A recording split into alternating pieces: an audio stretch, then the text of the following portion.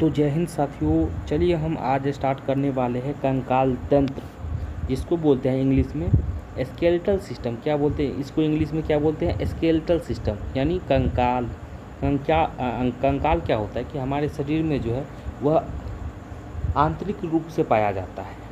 किस रूप से पाया जाता है? आंतरिक रूप से जो है हड्डी के जो है सापेक्ष जो है वह पाया जाता है। हड्डी ही होता है लेकिन वह हड्डी के सापेक्ष पाया जाता है। उसी तरह जो है, चलिए एक शानदार सा एक प्रेरणादायक जो है हम का लाइन सुन करके फिर बढ़ते हैं क्लास की ओर।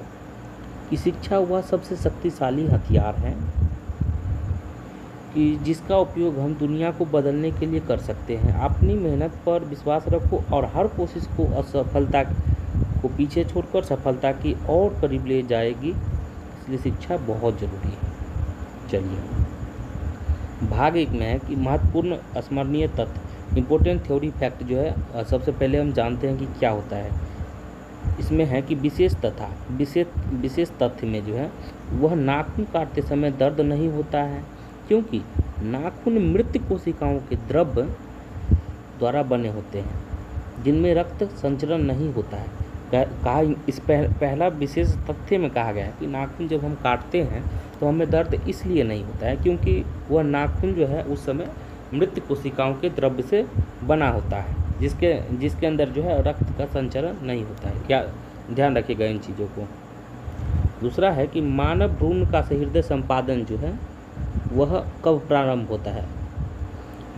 कुछ प्रश्न आ गया, यहाँ से प्रश्न बन गया कि मानव भ्रूण का संपादन जो है वह के जो है प्रारंभ कब होता है। मतलब कि जब माँ के गर्भ में जो भ्रूण पैदा होता है, जिसके अंदर जो बच्चे होते हैं उनका जो है हृदय संपादन वह कितने दिन में जो है बनना प्रारंभ हो जाता है। तो इसका सही आंसर होगा कि विकास के चौथे और 5वें सप्ताह में जो है उसका जो विकास करने का जो क्षमता है वह आरंभ हो जाता है। दूसरा है कि मनुष्य की खोपड़ी में कुल कितनी अस्थियां होती हैं। मनुष्य की खोपड़ी में कुल जो है वह कितनी अस्थियां होती है, कोई बताइएगा। तो मनुष्य के अस्थि में जो है वह टोटल 29 होती हैं, अथवा 28 मुख्य कंकाल अस्थियां होती है। 28 जो है वह सबसे ज़रूरी 28 कंकाल अस्थियां होती हैं। उसके बाद है तीसरा है कि प्रतिवर्ती क्रियाओं यानी रिफ्लेक्स एक्शन का नियंत्रण केंद्र कहाँ स्थित होता है। रिफ्लेक्स एक्शन का जो है वह नियंत्रण केंद्र कहाँ स्थित होता है।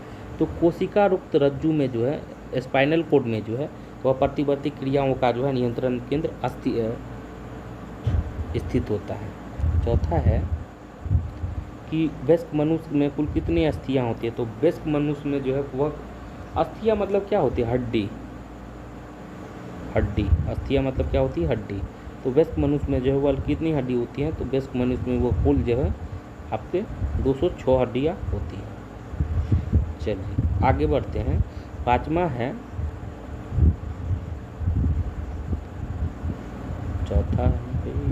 है कि हमारे शरीर का सबसे दृढ़ भाग कौन सा है। दृढ़ मतलब क्या होता है? दृढ़ मतलब होता है मजबूत। दृढ़ मतलब क्या होता है? मजबूत। हमारे शरीर की सबसे मजबूत भाग कौन सा है? तो दंत बलक, जिसको इंग्लिश में बोलते हैं इनामेल जो है दंत बलक, जिसको इंग्लिश में बोलते हैं इनामेल।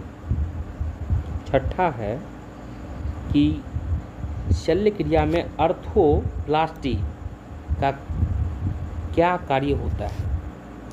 जो शल्य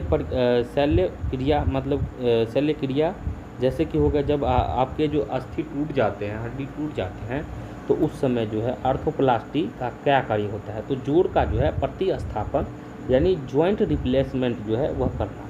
क्या करता है कि जोड़ जहाँ टूटा है उसके जगह पर नए जोड़ का निर्माण करना यानी प्रतिस्थापन करना। जॉइंट रिप्लेसमेंट जिसको बोलते हैं। अब चलिए 7वां है कि मानव शरीर की सबसे छोटी और सबसे लंबी हड्डी कौन सी है। मानव शरीर की सबसे छोटी और सबसे लंबी हड्डी कौन सी है। तो मानव शरीर की सबसे छोटी हड्डी जो है वह स्टेपीज है। क्या है? स्टेपीज, यानी कान की हड्डी जो है वह सबसे छोटी हड्डी है, और सबसे लंबी जो है वह फीमर की है, मतलब कि जांघ की सबसे लंबी हड्डी है, और सबसे छोटी हड्डी जो है वह आपकी कान की है। नेक्स्ट है कि कोशिका युक्त रज्जु में कितनी जुड़िया तंत्रिकाएँ होती है। कोशिका युक्त स्पाइनल कॉर्ड में जो है वह कितनी जोड़ी तंत्रिकाएँ होती है? तो 31 जोड़ी तंत्रिकाएँ जो है वह आपके कोशिका युक्त रज्जु मतलब स्पाइनल कॉर्ड में होती है। और अब चलिए नेक्स्ट है कि मनुष्य के शरीर में पसलियों की कितने जोड़े पाए जाते हैं? तो मानव शरीर में जो है वह टोटल आपके पसलियाँ जो है 12 जोड़े पाए जाती है, यानी कि 24 पसलियाँ पाई जाती हैं। 10वां है कि अस्थियों एवं दांतों के निर्माण हेतु आवश्यक है। अस्थियों मतलब हड्डी एवं दांतों के निर्माण के लिए क्या आवश्यक है? तो कैल्शियम और फास्फोरस जो है इन दोनों के लिए बहुत आवश्यक है। कौन कौन से? कैल्शियम और फास्फोरस जो है इन दोनों के निर्माण के लिए बहुत आवश्यक है। 11 है, जैसे कि आप देख रहे होंगे ये हड्डी है, को क्या है ये भाई? ये बोन है। क्या है? हड्डी।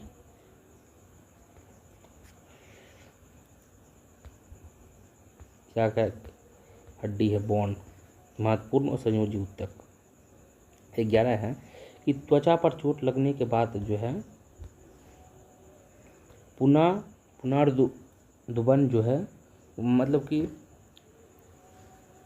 रिजेनरेशन किसके द्वारा होता है? जब त्वचा पर चोट लग जाती है तो उसका जो है उसके जगह पर जो सही होता है वह किसके द्वारा होता है? तो घनाकर उपकला। उपकला मतलब क्या होता है?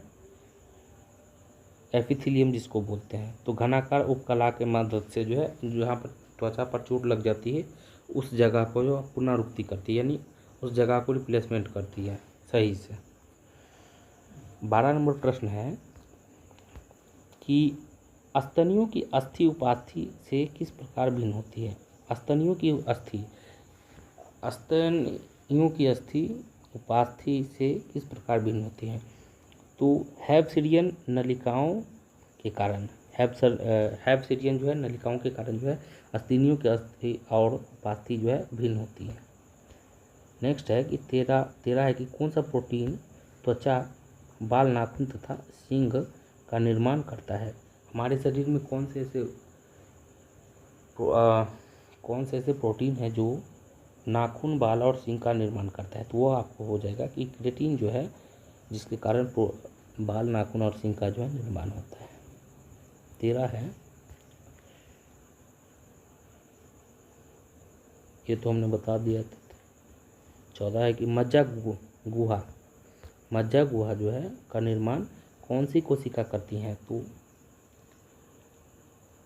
इसका सही आंसर हो जाएगा मज्जा गुहा का निर्माण जो आपके ओस्टियोक्टालास्ट करते हैं। कौन करते हैं? ओस्टियोक्टालास्ट करते हैं। ओस्टियोक्टालास्ट जो है आपके वह मज्जा गुहा का निर्माण करते हैं। 15 है कि मनुष्य के कंकाल में कब्जा संधि कहाँ पाई जाती है? मनुष्य के कंकाल में कब्जा संधि कहाँ पाई जाती है? तो कोहनी में जो है, इसको अल्ना बोलते हैं, उसमें हार्मोन्स की संधि पाई जाती है। ठीक है। 16 है कि शिशुओं में कुल कितनी अस्थियाँ पाई जाती है?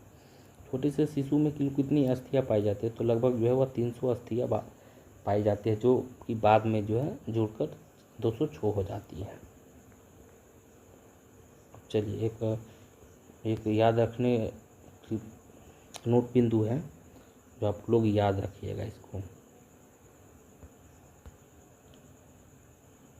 क्या है कि मनुष्य की श्रेणी में खला जो है में 3 अस्थियाँ पाई जाती है। मनुष्य के श्रेणी मेखला में जो है 3 अस्थियाँ पाई जाती है। पहला हो गया इसियम, इलियम और प्यूबिस। मनुष्य की श्रेणी मेखला में जो है वह 3 अस्थियाँ पाई जाती है। इसियम, इलियम और एब्यूस जो है पाई जाती है। लसिका में जो है दूसरा है लसिका, इसको बोलते हैं लिम्फ। लसिका में लाल रुधिर कणिकाओं की आरबीसी होगा, मतलब लाल रुधिर कणिकाओं, रेड ब्लड सर्कुलेशन की पूर्ण रूप से अनुपस्थिति होती है। प्लाज्मा के अंदर जो है आरबीसी की जो है पूर्ण रूप से अनुपस्थित, इनमें आरबीसी का थोड़ा भी मात्रा नहीं पाया जाता है, ये बताना चाह रहा है यह नोट पॉइंट। उसके बाद है कि अस्थियों का निर्माण में जो है मुख्य रूप से संयोजी ऊतक के योगदान होता है। जब हड्डियों का निर्माण होता है तो उसमें सबसे प्रमुख और सहायक जो ऊतक निभाती हैं वह संयोजी ऊतक है, जिसको बोलते हैं कनेक्टिव टिश्यूज। तो आपको यह आज का सेशन कैसा लगा आप लोग कमेंट बॉक्स में ज़रूर बताइएगा। आपको यह सेशन कैसा लगा ज़रूर बताइएगा, और एक छोटा सा प्यारा सा कमेंट ज़रूर करिएगा और अपने मित्रों के साथ शेयर कीजिएगा। तब तक के लिए जय हिंद, जय भारत। फिर मिलते हैं किसी नेक्स्ट वीडियो के साथ।